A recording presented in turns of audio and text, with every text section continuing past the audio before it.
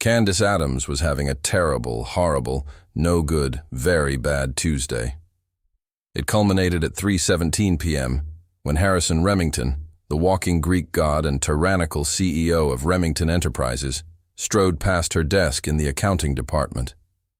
He didn't look at her. He never did. He just exuded an aura of infuriating, effortless perfection, leaving the scent of expensive, woody cologne and sheer intimidation in his wake. Fuming from a project he had just criticized, she furiously typed a message on her phone to her best friend, Sarah.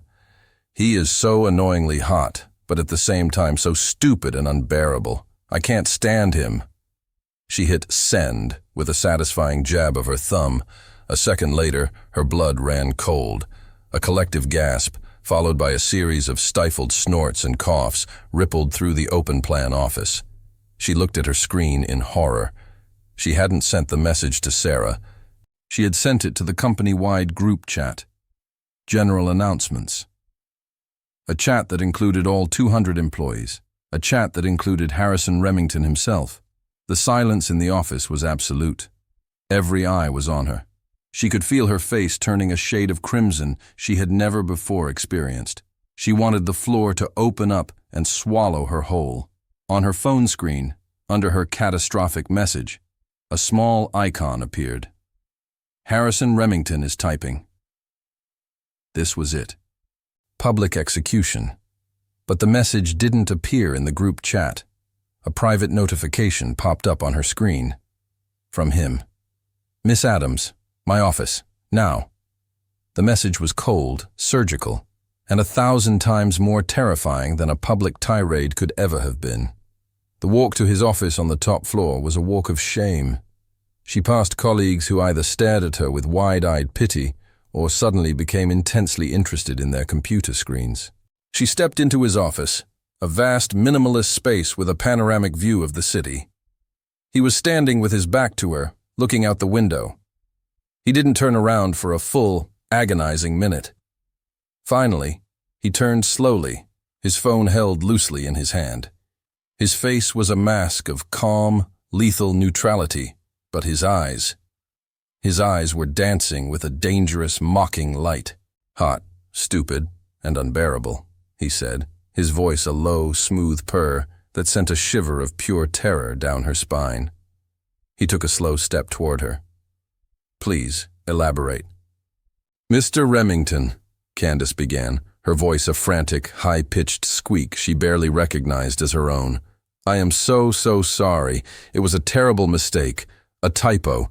I meant to send it to my friend Sarah, not the whole company. It was unprofessional and inexcusable, and I—" He stopped her with a single raised hand. The gesture was calm, almost lazy, but it silenced her instantly. He began to walk slowly around his massive desk, circling her like a shark studying its prey. A slow, dangerous smile that did not reach his eyes played on his lips. "A mistake," he mused, his voice a low, smooth rumble. "I'm sure it was. But the words themselves, those were not a mistake, were they, Miss Adams?" She swallowed hard, unable to form a response. "Dumbfounded, I see," he continued, stopping in front of her. "Let's address your points one by one. Hot, a subjective, if not entirely inaccurate assessment. I'll accept it." He took another step closer. "Stupid and unbearable. Now those are professional criticisms, and they wound me, Miss Adams, deeply." He was mocking her, enjoying her terror. She braced herself for the inevitable. "I understand if you want to fire me," she whispered, her eyes fixed on the knot of his perfect silk tie. He let out a short, humorless laugh. "Fire you? Oh no, that would be far too easy, too merciful." He leaned against his desk, crossing his arms. "And frankly, much less entertaining. I prefer rehabilitation." A cold knot of dread tightened in her stomach. "Rehabilitation?" "Yes," he said, his eyes glinting with a cruel, brilliant light. "You believe I am stupid and unbearable. Clearly, You have not had enough exposure to my management style. We need to rectify that. He pushed himself off the desk. As of tomorrow morning, you are no longer an accountant. You are my new executive assistant. You will be seated at the desk directly outside this office. You will organize my schedule. You will fetch my coffee. You will book my travel. You will witness firsthand every stupid decision and every unbearable moment of my day. He paused, letting the full weight of his sentence land on her. This is your punishment, Miss Adams. You are going to get to know your boss, intimately. Candace stared at him, her mouth agape, her mind reeling in shock. This was a nightmare, a waking, tailored, suit-wearing nightmare. You can't be serious, she stammered. He leaned in, his face just inches from hers. The clean, sharp scent of his aftershave was dizzying. Try me, he whispered, his voice a silken threat. He then straightened up, a triumphant smirk on his face. By the way, your first assignment is to call the man you were supposed to have dinner with tonight and cancel. What? Why? Because, he said, turning and walking back to his chair, your hot, stupid, and unbearable boss needs you to work late. Candace's first day as Harrison's executive assistant was a masterclass in psychological warfare. Her new desk was in a small, glass-walled anteroom right outside his office, a fishbowl designed for his constant, scrutinizing observation. Her punishment began immediately. Her tasks were a series of absurd, humiliating, and utterly pointless errands clearly designed to break her spirit. First, he demanded she reorganize his extensive collection of fountain pens. By nib size, then by ink color, then alphabetically by manufacturer, he instructed, without looking up from his computer. It took her 2 hours. Next, he sent her on a quest across the city to find a specific brand of imported sparkling water. The one with the blue label, not the green one. And the bubbles must be small and aggressive, he said, his face perfectly straight. The final, most soul-crushing task was a 200-page market analysis report he had written. He dropped it on her desk with a heavy thud. I've decided I don't like the font, he said coolly. Reformat the entire document. I want to see options. Any other assistant would have quit, or cried, or both. But Candace was fueled by a simmering, defiant rage. If he wanted to play a game, she would play it better. She didn't just reformat the report. She created 3 separate versions, each with a different, elegant font. She then wrote a 2-page comparative readability study, complete with fabricated charts and data, outlining the pros and cons of each font choice and making a final, professional recommendation. She found the water, after 3 hours of searching, and placed it on his desk with a small, handwritten note. I trust the bubble aggression meets your standards. And the pens? She organized them perfectly, exactly as he had instructed, but she arranged them on his desk in a vibrant, mocking rainbow pattern. At 6 o'clock, he called her into his office. The room was dark, save for the glow of his monitor. The organized pens, the water bottle, and her report sat on his desk, a silent testament to her sarcastic precision. He was leaning back in his chair, his expression unreadable. You think this is funny, Miss Adams? He asked, his voice dangerously quiet. I thought the objective was to be a thorough and efficient assistant, Mr. Remington, she replied, her voice a melody of pure, innocent professionalism. Was my work not to your satisfaction? He stared at her for a long, silent moment. She met his gaze without flinching, her heart pounding, but her expression serene. She saw a war happening in his eyes, a battle between his fury at her insubordination and something else, something she had never expected to see. A flicker of reluctant admiration, a spark of genuine amusement. He had tried to break her, and she had thrown it right back in his face, wrapped in a bow of perfect, sarcastic competence. He let out a short, humorless laugh, shaking his head as if in disbelief. He stood up and walked to the window. Pack your bags, he said abruptly, his back to her. Her heart sank. This was it. He was finally firing her. "We have a business trip to Chicago in 2 days," he continued. "You'll be handling the itinerary." He turned to look at her, a new, dangerous glint in his eye. "And pray the airline doesn't lose my luggage, Miss Adams, because if they do, I can assure you, it will be your fault." They arrived at the most exclusive hotel in Chicago, a place of hushed luxury and old-world charm. Candace, who had meticulously booked 2 separate adjoining suites, stood by as Harrison checked them in. The receptionist, a young woman with a practiced, polite smile, typed at her computer. Her smile faltered. "I'm so sorry, Mr. Remington," she began, her voice full of professional panic. "There seems to have been a system error. We're completely overbooked. We only have 1 suite available." She looked from Harrison to Candace, her eyes wide. "The presidential suite. It's our best room, of course, but it only has 1 king-sized bed." Candace froze. This couldn't be happening. Harrison, however, didn't even blink. He turned to Candace, a slow, malicious smile spreading across his face. "Well, Miss Adams," he said, his voice a low, mocking purr, "it seems your luck has just run out." The presidential suite was a palace, larger than Candace's entire apartment building.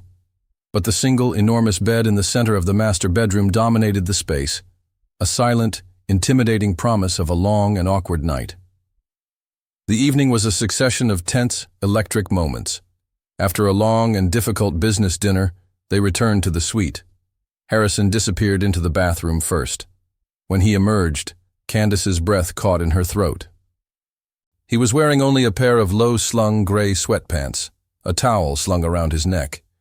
His chest and shoulders, sculpted and defined from what was clearly a disciplined workout routine, glistened under the soft light of the suite. The hot part of her accidental text message had been a gross understatement. She was sitting in an armchair, pretending to read a report, but her eyes betrayed her. They flickered up, taking in the sight of him, before she quickly, guiltily, looked back down at the page, her cheeks burning. He saw it. Of course he saw it. He stopped, a knowing, triumphant smirk on his face. "Don't worry, Candace," he said, his voice a low, teasing rumble. "Your hot, stupid, and unbearable boss is just going to get a shirt." The direct quote from her text made her blush a shade of crimson she didn't know was possible. Later that night, sleep was impossible. She lay on her side of the massive bed, as far from him as she could get, her body rigid. She could hear the soft, steady sound of his breathing, could feel the warmth radiating from his body across the cool sheets. She must have drifted off, because she was jolted awake by a sound. A low, guttural murmur from the other side of the bed. She turned her head.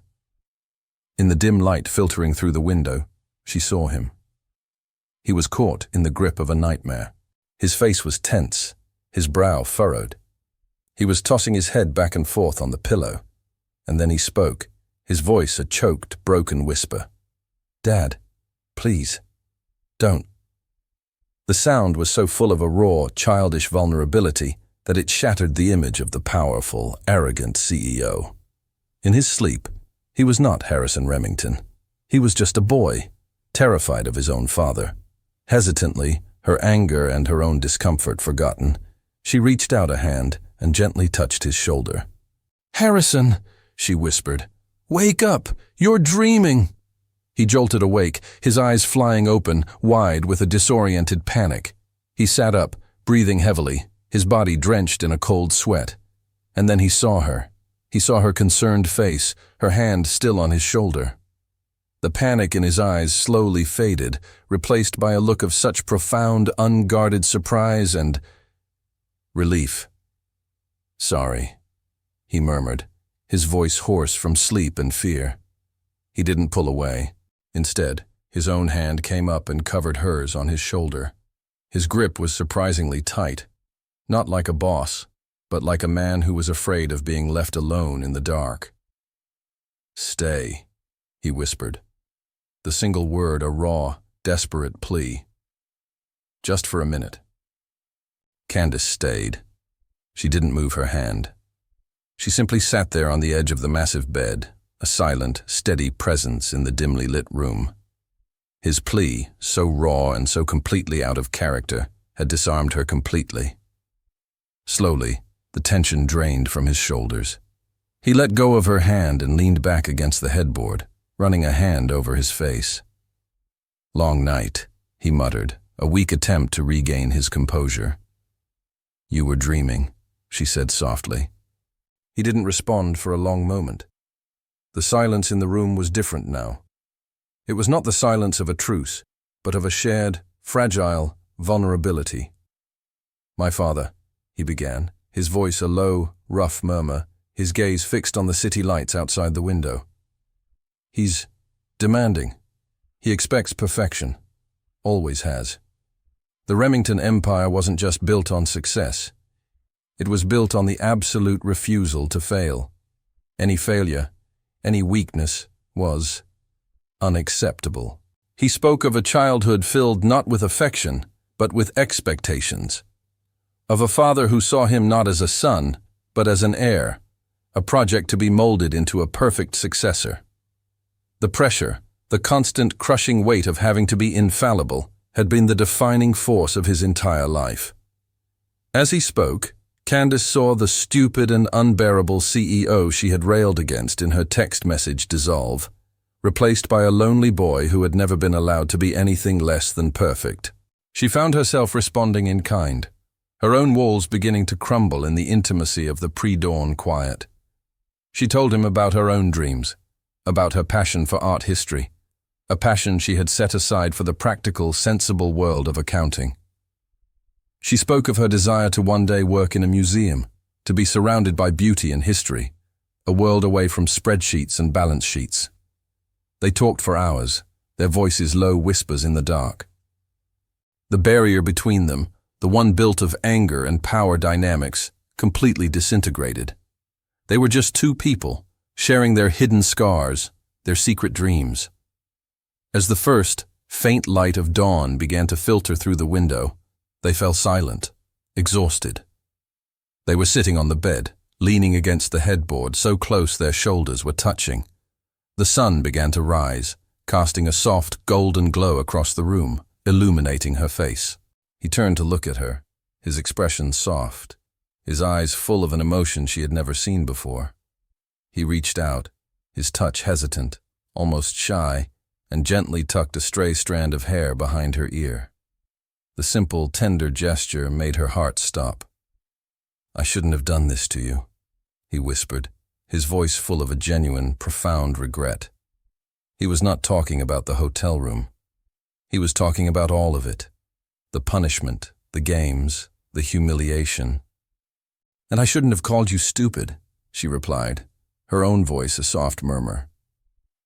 The moment was so charged, so real, so completely unbearable, that it had only one possible conclusion. He leaned in, and she met him halfway. The kiss was slow, tender, a quiet, hesitant exploration.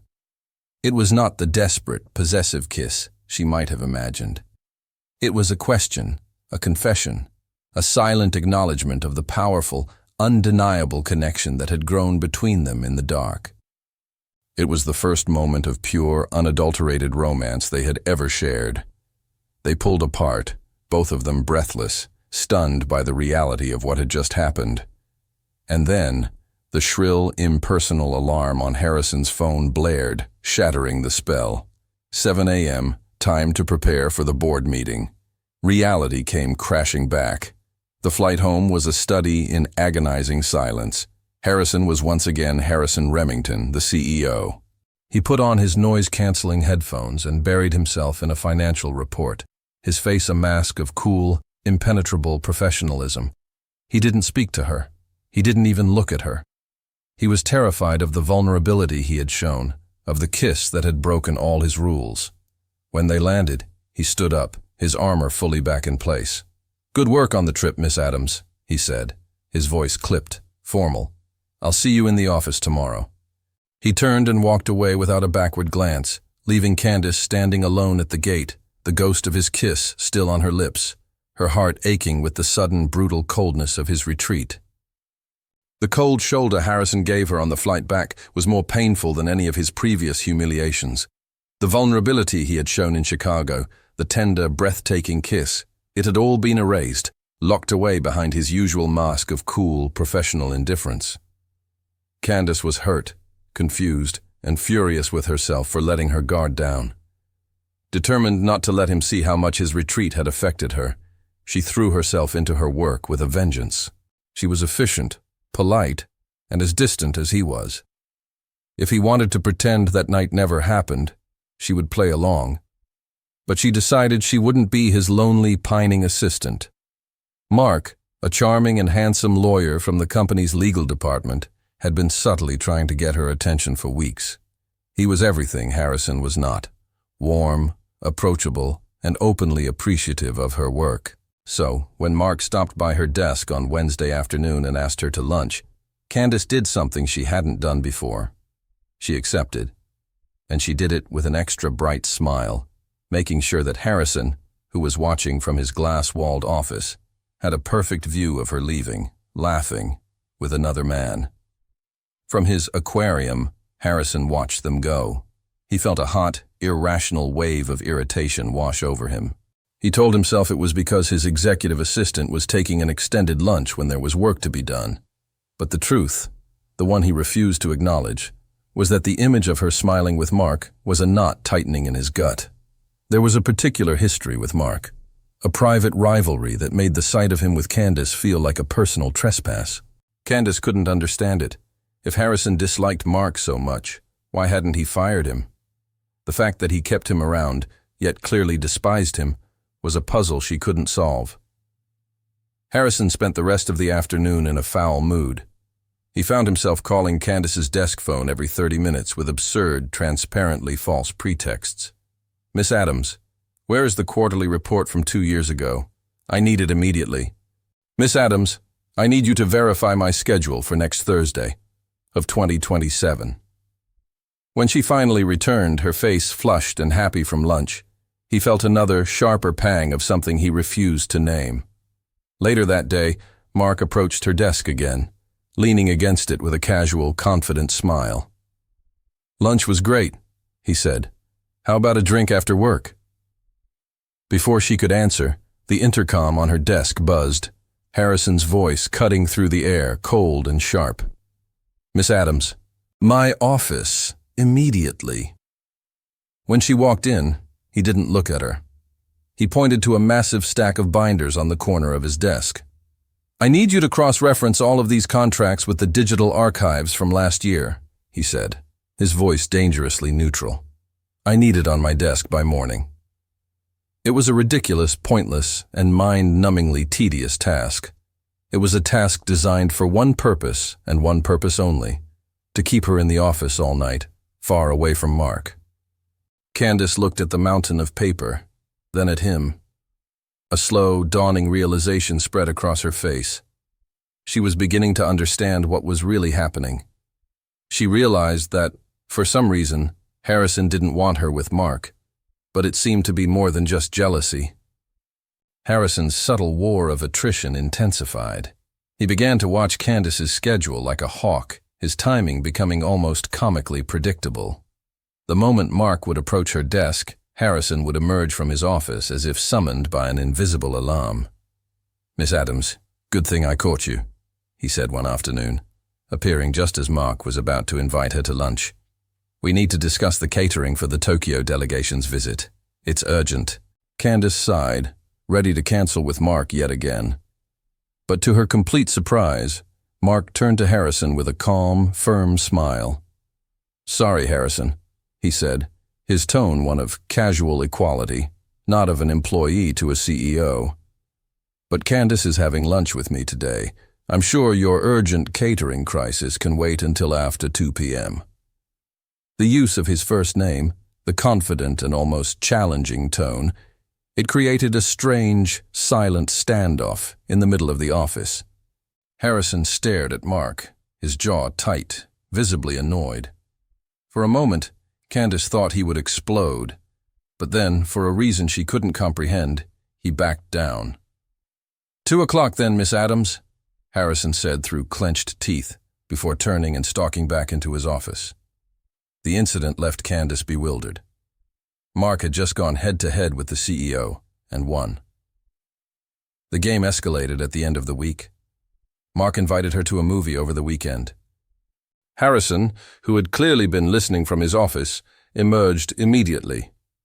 "Miss Adams, before you make any plans," he said, dropping a thick folder onto her desk with a heavy thud, "I need you to finish this project analysis. The deadline is Monday morning. No exceptions."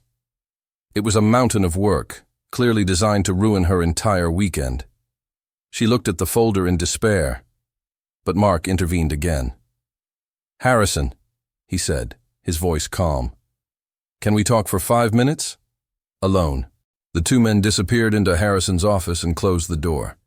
Candace couldn't hear the conversation, but she could see their tense, animated gestures through the glass walls. It looked less like a discussion and more like a negotiation.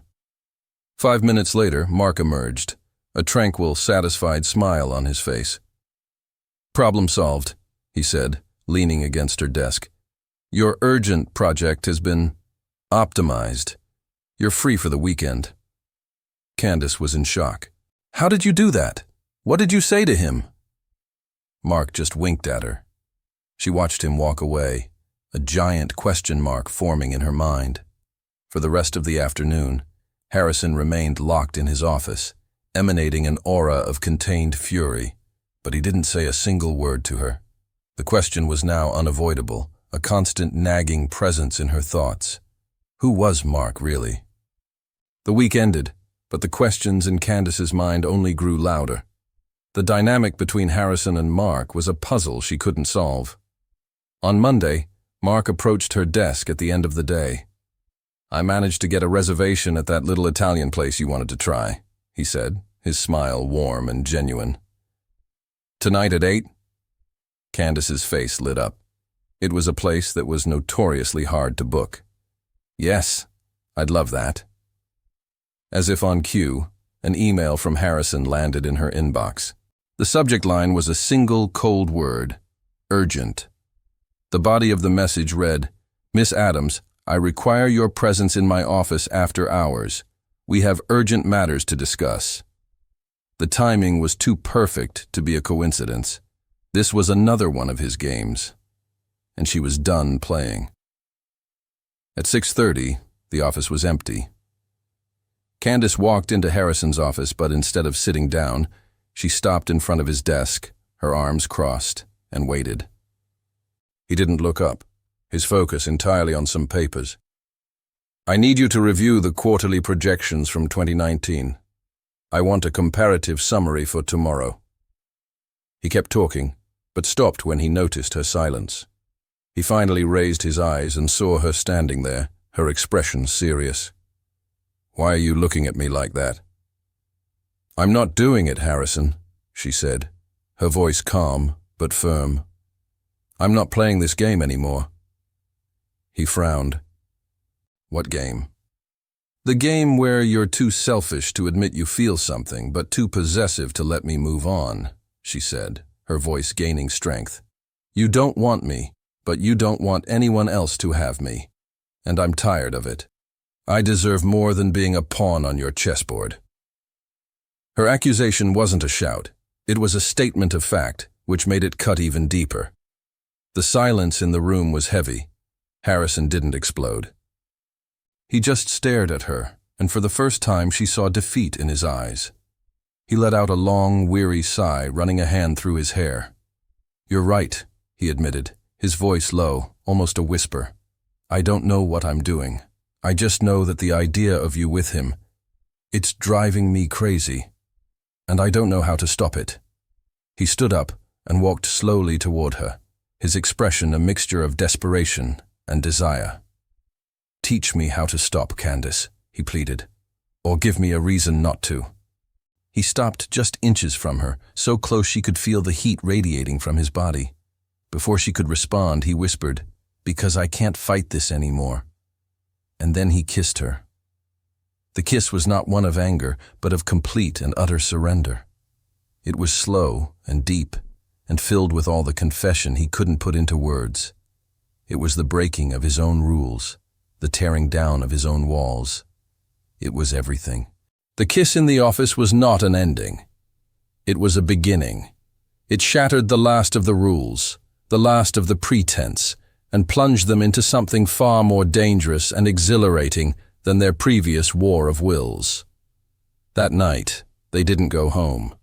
They stayed in the vast, silent office, the city lights a glittering backdrop to their new reality. They talked until the sun came up, sharing secrets and fears they had never voiced to anyone.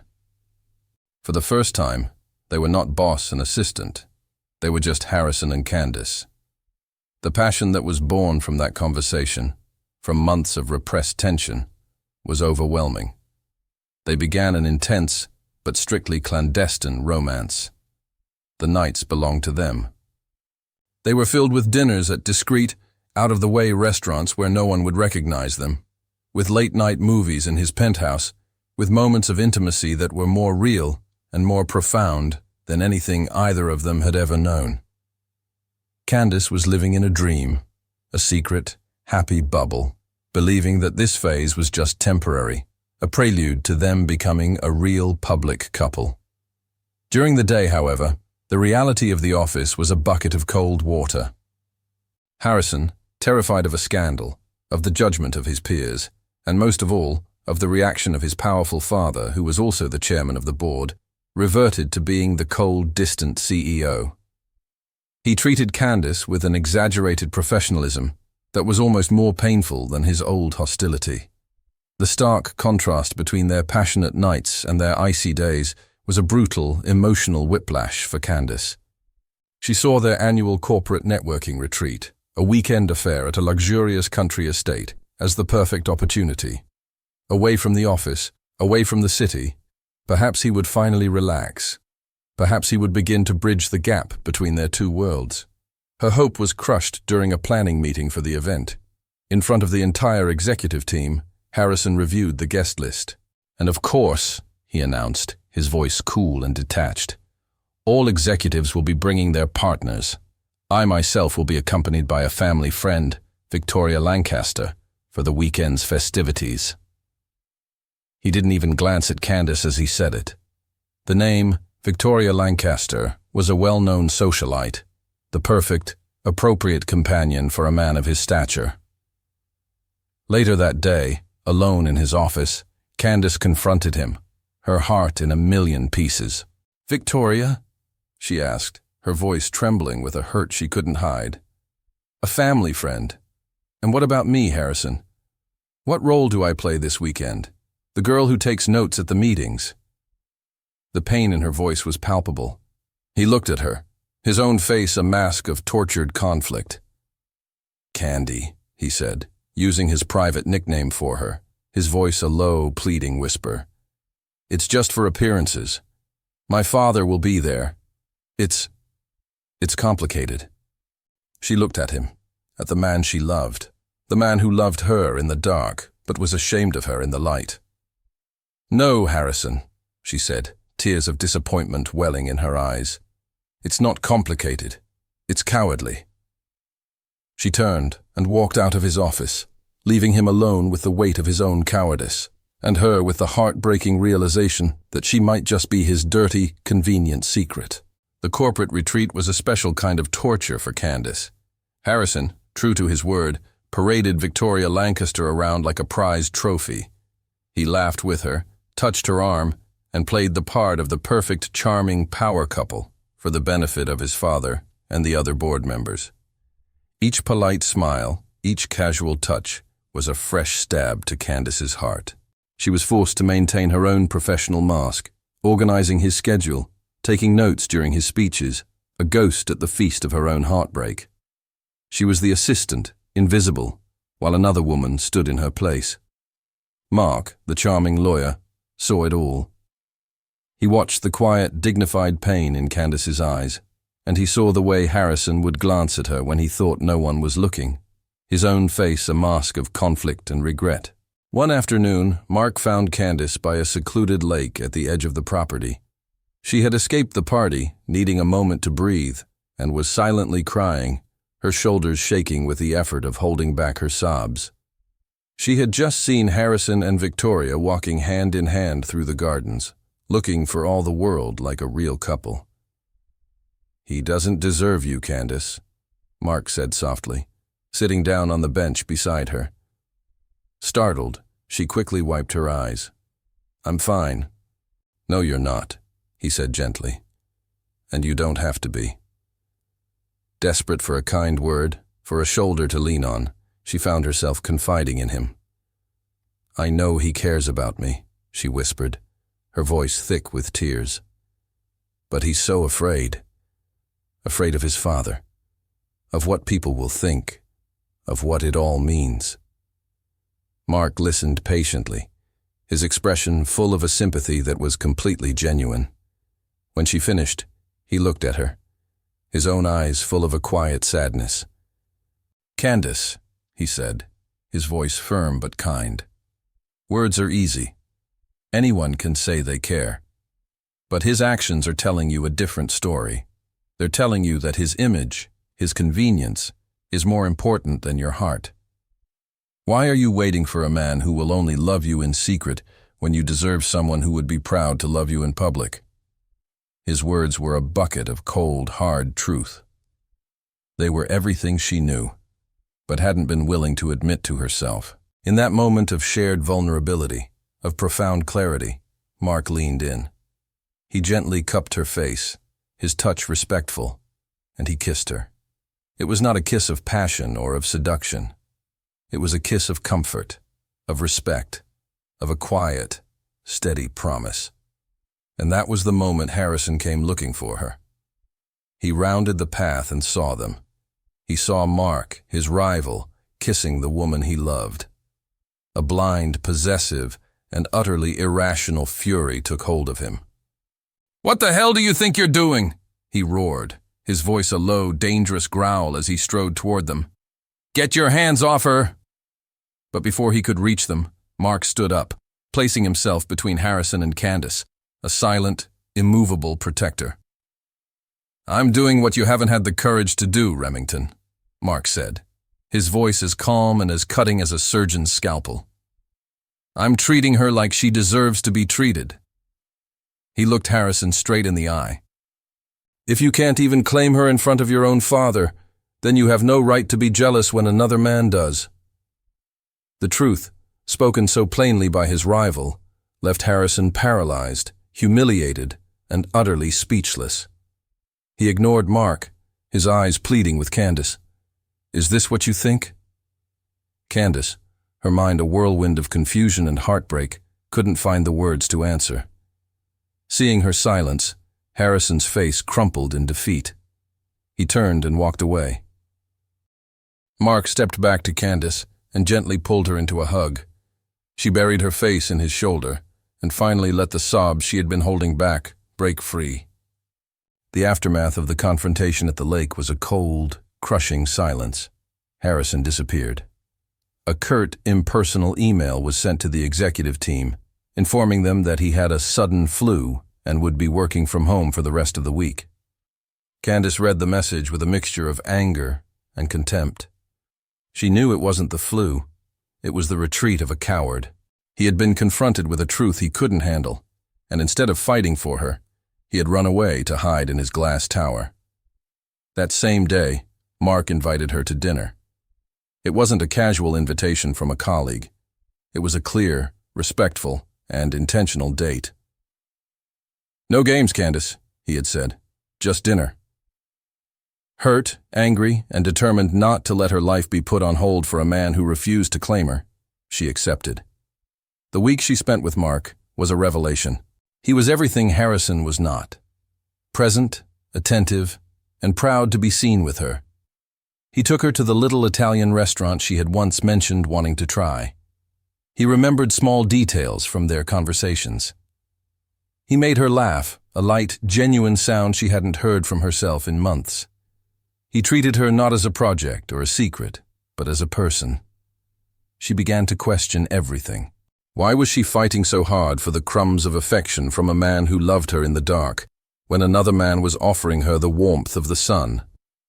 With a heavy heart, but with a new, clear-headed resolve, she decided it was time to give a real chance to this new feeling, to this man who treated her as she deserved.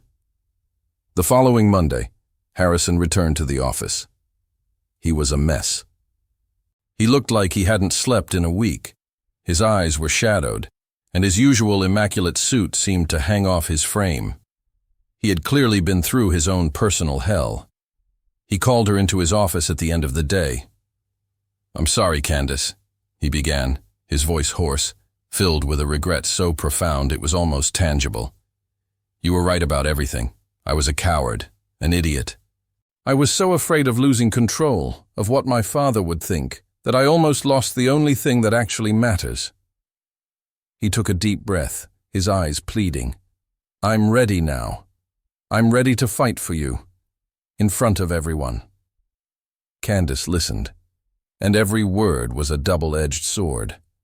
It was the validation she had dreamed of hearing, the confession she had ached for, and it was coming too late. "Harrison," she said, her voice calm, but weighted with a deep, profound sadness. "That's everything I ever wanted to hear from you." She looked him straight in the eye, her own heart breaking as she said the words.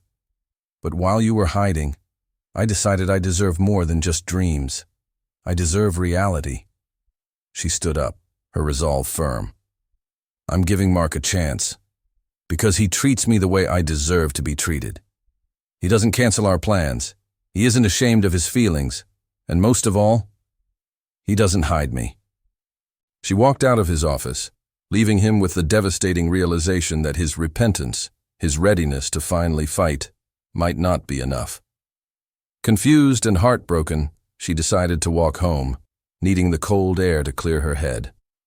As if on cue, the sky opened up and a torrential rain began to fall, soaking her in seconds. She was crying, her tears mixing with the rain, a perfect picture of her own inner turmoil.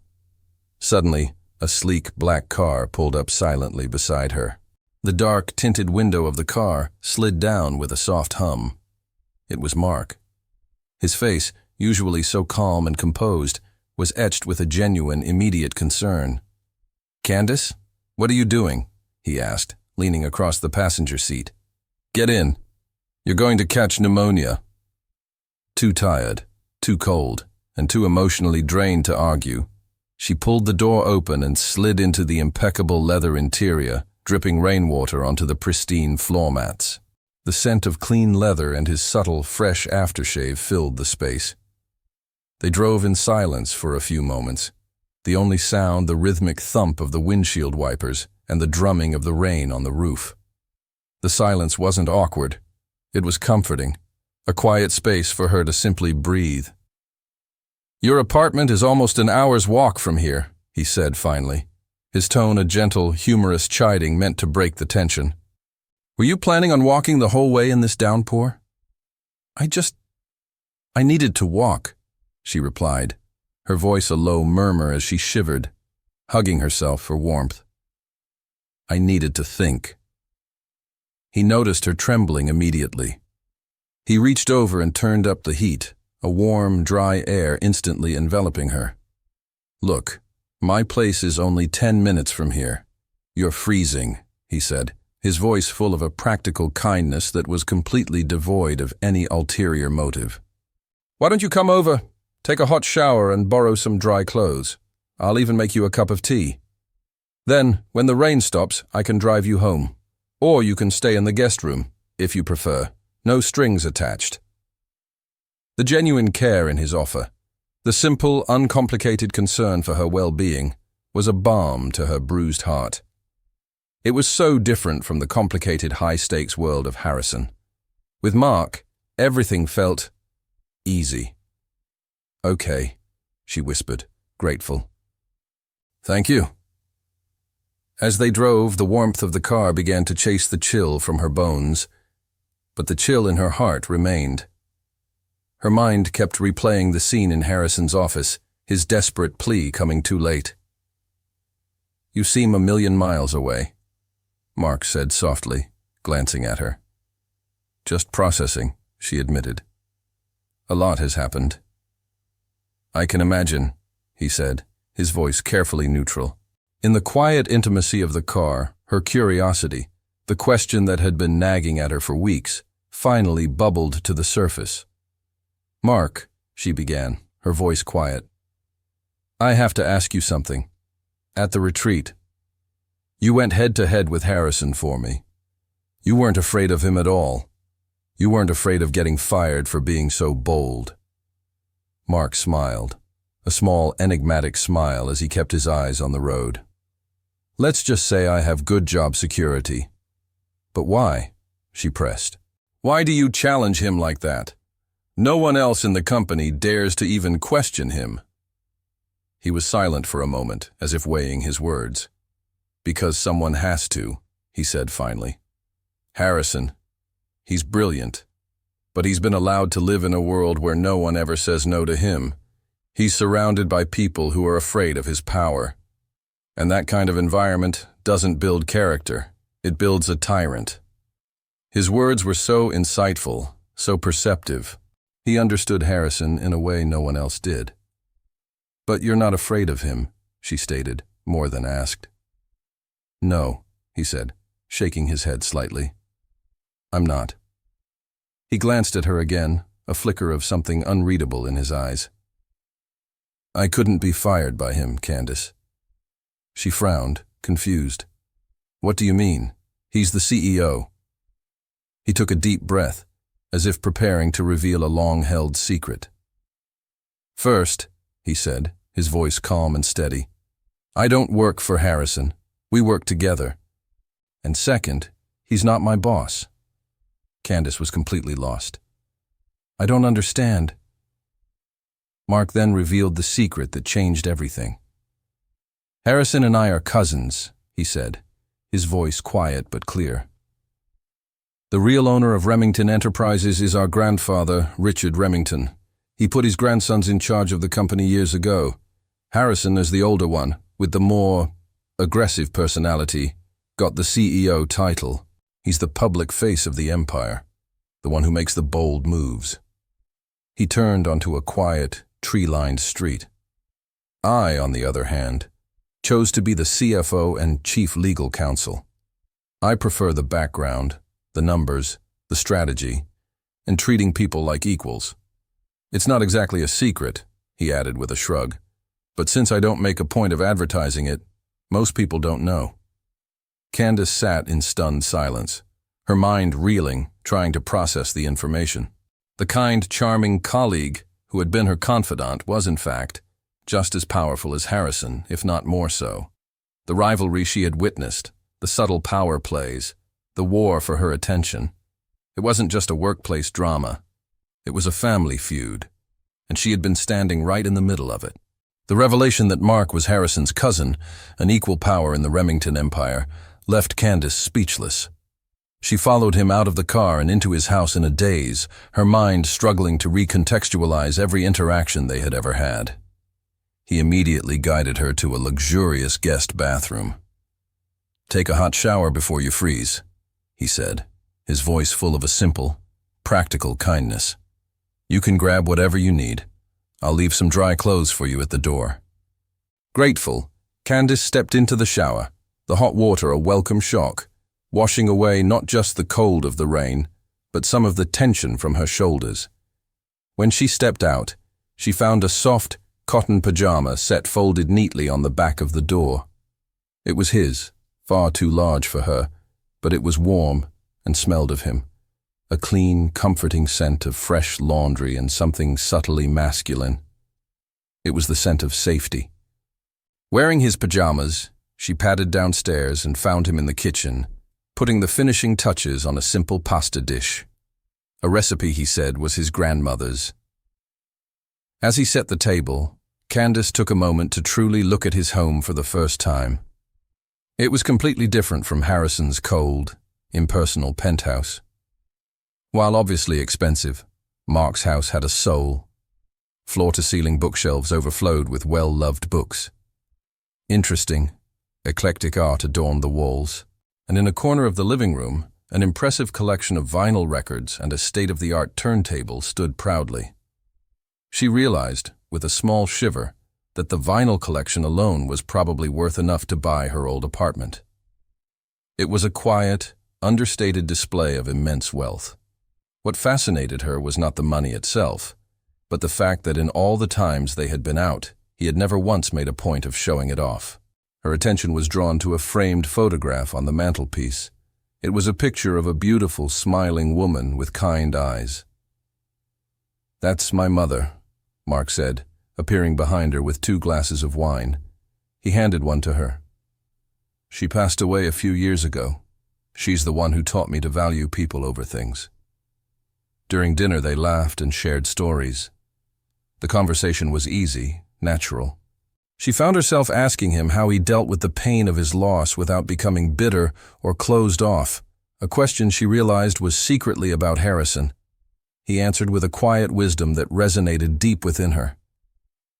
"Candace, pain can either break us or it can rebuild us," he said, his gaze steady. "I don't think becoming a cold, petty man would have made my mother very proud." After a few glasses of wine, the atmosphere grew more intimate. He reached across the table and gently brushed a stray strand of hair from her face. "Candace," he said, his voice soft, serious. "I know things are confusing for you right now. I know you feel something for Harrison.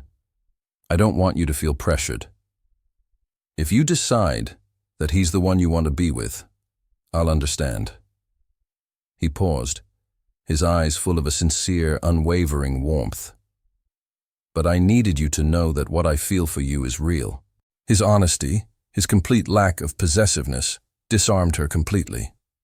In that moment, she saw the stark difference between being someone's obsession and being someone's refuge.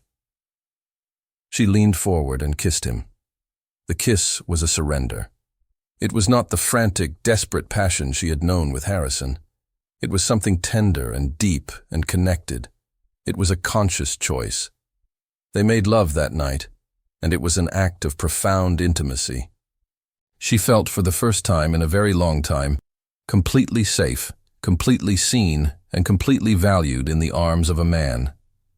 Candace awoke the next morning tangled in the soft sheets of Mark's bed, the morning sun streaming through the windows.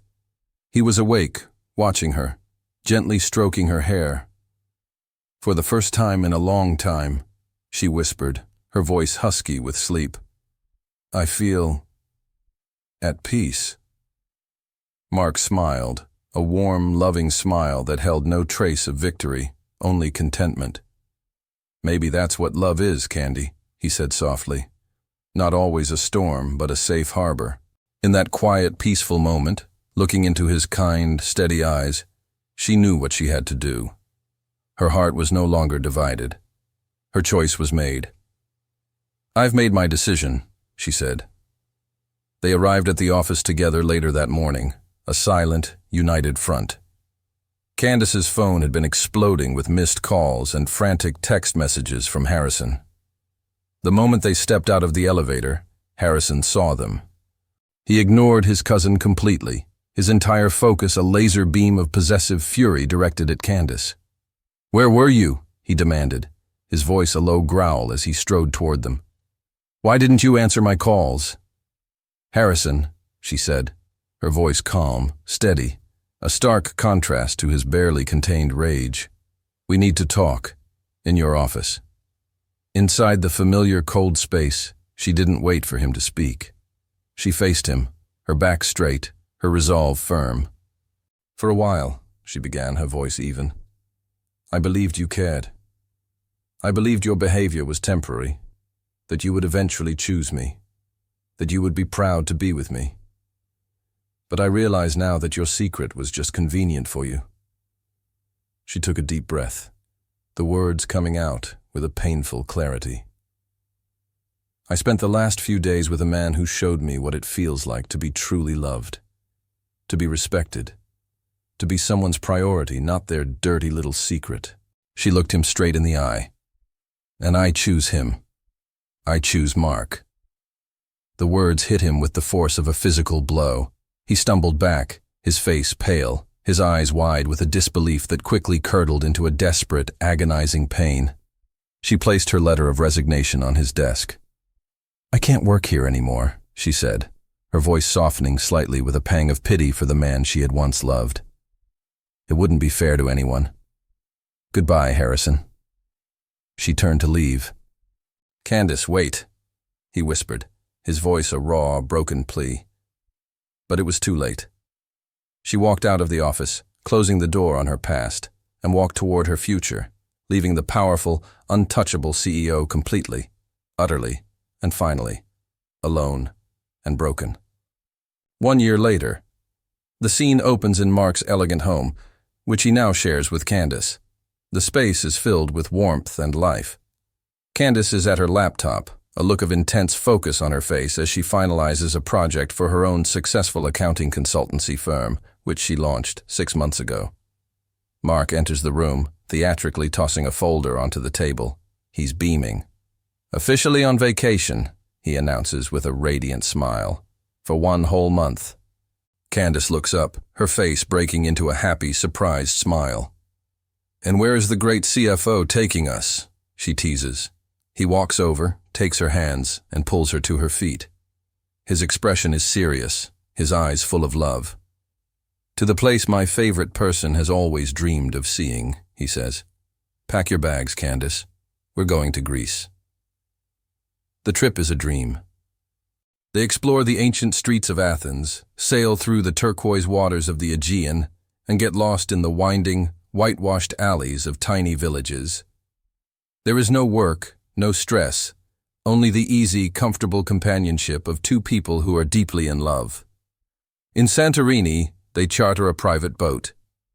As the sun begins to set, painting the sky in breathtaking shades of orange and pink over the caldera, Mark wraps his arms around her from behind. "It's everything I ever dreamed of," she whispers, leaning her head back against his chest. "I know," he replies, kissing the top of her head. "I paid attention." On their last night, he takes her to a surprise dinner. It's on a secluded terrace in a small village in Oya, with a stunning view of the volcano.